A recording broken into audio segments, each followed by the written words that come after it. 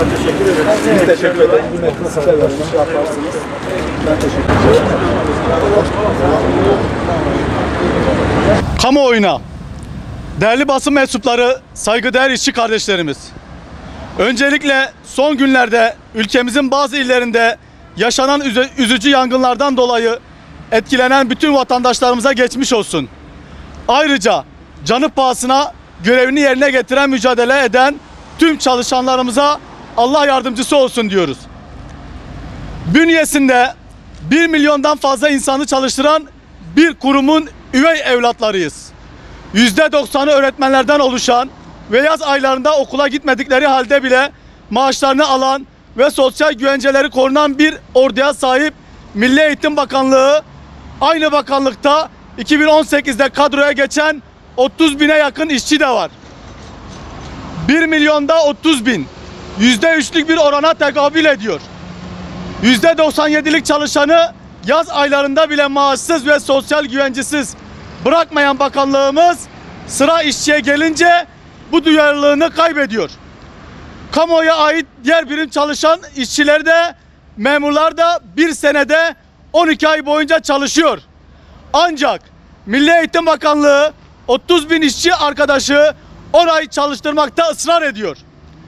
Bu durumun işçi arkadaşlarda ve ailelerinde nasıl bir kaygı, telaş ve stres oluşturduğunu anlatmaya gerek var mı? Yaz aylarında işsiz kalacakları tarih yaklaştıkça bu işçi arkadaşlarımız da iş verimliliği de kalmaz, huzur da kalmaz. Her sene 2 ay maaştan mahrum kalmak tek geliri olan aileler için ne kadar güçtür anlamak lazım. Biraz empati yaparsak eğer, devlet bakışı açısına da uymayan bir durumla karşı karşıyayız. Bizim devletimiz kendi kadrolu işçisine 10 ay bendensin, 2 ay ise ne yaparsan yap dememeli. Bu işçilerin 12 ay çalışacak şekilde istihdam edilmesi sosyal devlet olmanın da gereklerinden biridir.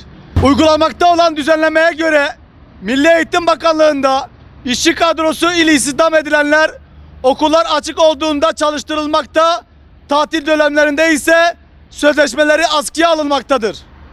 Oysa tatil dönemlerinde okulların yeni eğitim öğretim yılına hazırlanması, okul temizliği, bahçe bakımı gibi hizmetlerin görülmesine de devam edilmesi gerekmektedir. Bu nedenle bu işçilere tatil dönemlerinde ihtiyaç olduğu açıktır. Milli Eğitim Bakanlığı bünyesinde işçi statüsüyle 10 ay çalışmak için kadroya alınan işçilerin çalışma sürelerinin 12 aya çıkarılmasını sağlamak, bu iş yerinde çalışma barışının sağlanması, çalışanların huzuru ve mutluluğu ve sosyal adalet anlayışı gereğince önemli bir husustur. Bu arkadaşlarımızın çoğu bu 2 aylık sürede kendi kredi çekmek zorunda kalmışlardır. Ve kredisi olan arkadaşlar kredilerini ödemeleri için bankalarda zorluk çekmektedirler. Bu konuda devletten talebimiz bu mağduriyete bir an önce bir çözüm getirilmesidir.